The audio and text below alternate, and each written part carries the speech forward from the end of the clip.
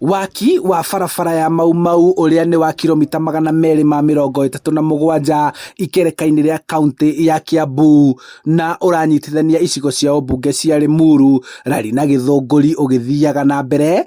Gĩcunjĩ kia 80% nĩkĩrĩkĩte na muingi ni wambĩrĩirie gũkũngũĩra uguni uria ukite na tabarĩra ino. Watu wengi wanaweza kusafiri sasa, nauli zitakuwa chini za magari kwa vile magari yatakuwa mkipitia barabara nzuri, kwa hivyo bei yao lazima sasa itatelemuka.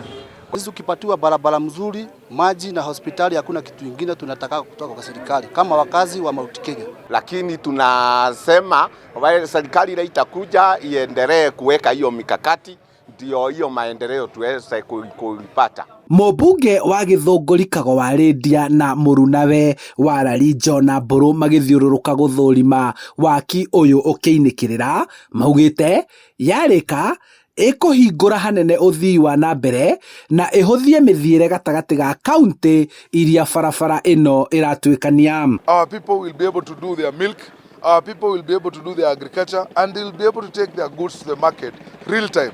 The cost of farming will go down, because when you see this Mau Road within my area that has had never tarmac ever and ever, today we are having 100 kilometers of tarmac. Gwakwo gwa barabara ino gutanyitwo kurika mweri wa kana mwaka turorete, no kuria kurikite gwakwo ni kwambiriirie kuhuthirwo. So we appreciate, we are saying kudos to the government, and we are saying let us push this project so that it is not affected by politics of the day, so that by the time you are getting to August and December, this road, Mau Road, will be complete, including its spur roads. Before they vote any leader, and in particular those who have been in leadership for the past 5 years, they should look on the track record of every leader.